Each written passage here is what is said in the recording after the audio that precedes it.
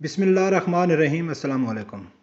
दोस्तों, कल पाकिस्तान वज़ीर-ए-आज़म इमरान ख़ान साहब ने यूएन में जो तकरीर की है उसके हवाले से बात मैं करना चाहूँगा। वैसे तो इमरान ख़ान साहब ने 8-10 नुकात के ऊपर बात की, लेकिन जो हमारे मकसद का है जिसके ऊपर मैं बात करना चाहता हूँ उसमें 1-2 हैं। एक तो इमरान ख़ान साहब ने बोला है कि भई मैं बैनुल-अक़वामी के ऊपर ये बात उठाना चाहता हूँ कि जो नामूस रिसालत है, नबी अकरम सल्लल्लाहु अलैहि वसल्लम की शान में गुस्ताखी होती है या कुरान मजीद को जलाया जाता है, उसके ऊपर एक कानून साज़ी होनी चाहिए बैनुल-अक़वामी सतह पे। एक ये मेन पॉइंट है। और दूसरा, इमरान ख़ान ने बात की है मनी लॉन्ड्रिंग के ऊपर कि ये जितना पैसा गरीब मुल्कों का लोग लूट के मनी लॉन्ड्रिंग के ज़रिए यूरोप की कंट्रियों में, अमीर तरीन कंट्री में ये पैसा आता है, इसके ऊपर एक कानून साज़ी होनी चाहिए। बहुत अच्छी बात है। पहले भी इमरान ख़ान ऐसी बातें करता रहता है, करने के लिए तकरीर के हिसाब से तो बहुत अच्छी हैं। बहुत सारे लोग इसको अप्रिशिएट भी कर रहे हैं कि इमरान ख़ान साहब ने बहुत अच्छी बातें की हैं। लेकिन मुझे ज़्यादातर जो कमेंट्स आते हैं वो बोलते हैं कि आप यार पॉजिटिव क्यों नहीं लेते, आप हमेशा एक नेगेटिव बात ही करते हैं। तो मैं आप लोगों के सामने कुछ चंद वजूहात की बिना पर जब मैं एतराज़ करता हूँ, एक नेगेटिविटी की तरफ जाता हूँ, तो उसकी वजह क्या है।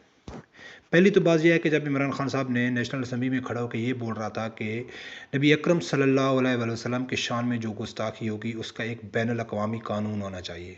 बैनुल-अक़वामी कानून से क्या मुराद, एक ऐसा कानून होना चाहिए कि जो हमारे नबी अकरम सल्लल्लाहु अलैहि वसल्लम की शान में गुस्ताखी करे तो उसे सज़ा होनी चाहिए। तो मैं आप लोगों को और ख़ासकर इमरान ख़ान साहब को ये याद दहानी कराना चाहता हूँ कि ख़ान साहब, आपके इस्लामी जमहूरिया पाकिस्तान में ये कानून मौजूद है। 295C कानून मौजूद है कि जो गुस्ताखी करेगा उसको सज़ाए मौत होगी। उसके ऊपर आपने क्या किया? In Pakistan, the Supreme Court acquitted Asha Bibi, a Catholic, of blasphemy, sparing her the death penalty after she spent nearly a decade in prison. However, more than 40 others remain jailed for life or face execution on that very same charge. We continue to call for their release and encourage as well can be considered good value for money. It's £9.32 million of ODA money and an undisclosed amount of non-ODA money. And given the situation that we're seeing with the mob running rampant against the specific. अब supreme court का फैसला जो है उसकी जो है वो I would say एक कमेंट्री उसकी है। इसके अलावा ये तो पॉलिटिकल डिसीजंस हैं जो हमने लिए हैं, हमने मैदान में खड़े होके लिए हैं। पाकिस्तान की तारीख में कभी इस तरह के फैसले नहीं हुए जो इस हुकूमत ने आगे किए। अभी आपका क्या इरादा है? आसिया मलूना को आपने बाहरली जिधर जिस जुअन में आप खड़े होके कानून साजी की बात कर रहे हैं उन्हीं की कहने की वजह से छोड़ा। 9.5 बिलियन का डॉलर अमेरिका के सेनेट में जब ये बिल पेश हुआ कि पाकिस्तान को हम ये इमदाद नहीं देंगे जब तक आसिया मलूना रिहा नहीं होती, तो आपने उन्हीं की कहने की वजह से आसिया मलूना को, एक गुस्ताखा को तूने छोड़ा। दूसरा, शकूर कादियानी को जो सरगोदा में नबी अकरम सल्लल्लाहु अलैहि वसल्लम की शान में गुस्ताखी करता था, एक बुक स्टॉल था, किताब बेचता था और उसमें किताबों की सूरत में वो लिख के नबी अकरम सल्लल्लाहु अलैहि वसल्लम की गुस्ताखी करता था। तो आपकी हुकूमत में उसको जेल से भी रिहा कराया गया, उसको उसका नाम भी ECL से निकाला गया और उसको अमेरिका का वीज़ा भी मिल गया और वो डोनाल्ड ट्रंप के सामने खड़ा हो गया। आप उस टाइम कहाँ थे? UN असेंबली में जब आप ये तकरीर कर रहे हैं तो वो लोग आपकी तकरीर को सीरियस लेंगे कि यार ये सीरियस है अपने इस्लाम के लिए, जिसके अपने मुल्क में बार बार गुस्ताखी हो रही है और उसको बाइज्जत तरीके से बरी कर देता है, तो वो आपकी तकरीर को सीरियस लेंगे? ये हाल ही में हज़रत अबू बकर सिद्दीक़ रज़ी अल्लाह ताला शान में गुस्ताखी हो गई। एक अलवी करके जाकिर था, इस्लामाबाद में गुस्ताखी की और आपके वज़ीरों ने उसको बाइज्जत तरीके से बाहर निकाला। तो ये ड्रामा है भाई, ड्रामा नहीं है तो क्या है? अगर किसी के पास जवाब है तो प्लीज़ कमेंट्स करके मेरे को जवाब देना। आपने दूसरा बात की कि चार्ली हेब्को का जो हाल ही में गुस्ताखी की गई नबी पाक के शान में, तो जब उधर गुस्ताखी हो रही है तो पाकिस्तान में एहतजाज हो रहा है। फ्रांस का सदर मजम्मत करने से इनकार ही कर रहा है, पाकिस्तान में उलमा कराम एहतजाज कर रहे हैं और आपको फ्रांस को शटअप कॉल देने की बजाय, मजम्मत करने की बजाय, आपने जो मुसलमान हैं उनको प्रेशराइज कर रहे हैं, उनका घेरा तंग कर रहे हैं, उनको नज़रबंद कर दिया, उनको गिरफ्तारियाँ शुरू कर दी। शफीक अमीनी साहब को आपने गिरफ्तार कर दिया KPK में। क्यों? कि आप फ्रांस के खिलाफ एहतजाज क्यों कर रहे हैं? आप किस मुंह से UN में ये बात उठा सकते हैं? अवाम को बेवकूफ़ बनाने के लिए। ये जितने यूएन में जितने मेंबर बैठे हैं वो पागल हैं, वो पागल है। आप जो मुंह में बोलता जाएगा वो आपकी बात पे यकीन करते जाएंगे। जब अपने तुम्हारे इस्लामी जमहूरिया पाकिस्तान में नबी अकरम सल्लल्लाहु अलैहि वसल्लम की शान में गुस्ताखी होती है और गुस्ताखी करने वालों को आप बाइज्जत तरीके से बाहर करते हैं और क्रेडिट लेते हैं बीबीसी में बैठ के कि हमने ये काम किया है, हमारी बाहरले मुल्क में इज्जत बनती है।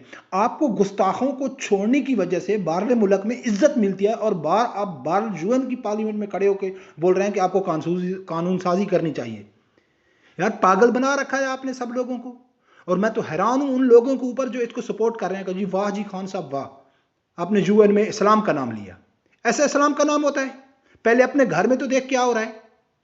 बाकी आपने बात की मनी लॉन्ड्रिंग की, आप बोलते हैं कि मनी लॉन्ड्रिंग को रोकना चाहिए। कैसे रोकना चाहिए भाई?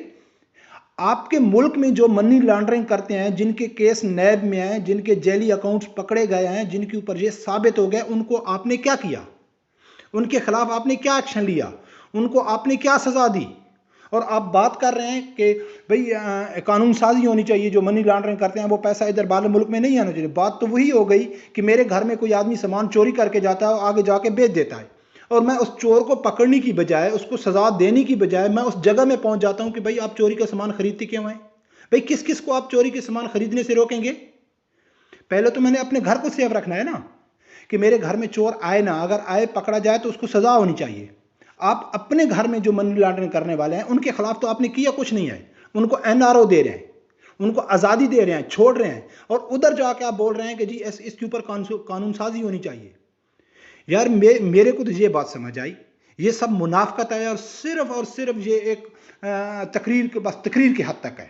इसमें कोई रियलिटी नहीं है, इसमें कोई अमल नहीं है, इसके ऊपर कोई काम होने वाला नहीं है। अगर आप लोग फिर भी मेरे को बोलते हो कि आप जो नेगेटिव सोचते हैं तो प्लीज पॉजिटिव जो कमेंट्स है मेरे को भेजो। मैंने गलत बात की है कि वो बाहर में खड़ा होकर कानून साजी की बात कर रहा है, नामूस रिसालत की कानून कह दे। अभी ये 2-3-4 महीने पहले जो पंजाब टैक्स बोर्ड का जो एमडी था राय नासिर साहब को जिसका नाम था, उसने 1000 किताब को बैन किया क्योंकि उसके अंदर गुस्ताखी थी, साहबा कराम की गुस्ताखी थी, नबी अकरम सल्लल्लाहु अलैहि वसल्लम में गुस्ताखी थी। जब उस किताब को उसने बैन किया तो उस्मान बज़दार ने उसको नौकरी से हटा दिया। इमरान खान साहब, ये खबर आपकी नज़र से नहीं गुजरी? किस मुंह से आप यूएन में खड़े होकर इस्लाम की बात करते हैं? ड्रामा करते हैं आप कि मेरी तकरीर सुन रहे हैं और गद्दे लोग हैं जो मेरे मिसाल गले के मेरे को सपोर्ट कर रहे हैं, वो बोले खान साहब वाह जी वाह जी वाह। इसलिए भाई मैं बोलता हूं कि ये कुछ भी नहीं है, कुछ भी नहीं है। इस्लाम सिर्फ रियासत मदीना का नाम लिया गया, बाकी आपने रियासत मदीना का नाम लिया कि मैंने पाकिस्तान में रियासत की मदीना के कानून के तहत मुल्क को चलाने की कोशिश की, इंसाफ होगा। आपने किसको इंसाफ दिया? सानिया सहीवाल को इंसाफ दिया? मॉडल टाउन जो नवाज शरीफ के दौर में हुआ था, क्या वो आपका हक नहीं बनता उन मुजरिमों को सजा देने के लिए? वो दिया। सानिया मोटरवे की पुलिस को आप तो 20 दिन होगा एक मुजरिम को नहीं पकड़ सकी। किस इंसाफ की आप बात कर रहे हैं? आपकी स्टार्टिंग हुकूमत में जब पाकपतन में आपकी बीवी की बच्चों को पुलिस वालों ने रोका, आपने पूरे थाना मुअत्तल कर दिया, जिसकी वजह से नासिर दुरानी ने इस्तीफा दे दिया। आप किस इंसाफ की बात कर रहे हैं? इस्लाम को छोड़ो, इस्लाम को एक साइड में रखो। आपने किसको इंसाफ दिया? ये सब ड्रामा हो रहा है भाई। सब लोग जी वाह खान साहब वाह, जैसा कि 2 साल पहले उसने तकरीर की थी, जी इमरान खान तकरीर, वाह क्या तकरीर की उसने, आज जी मुस्लिम उम्मत का लीडर सामने बन के आ गया, ये हो गया वो हो गया।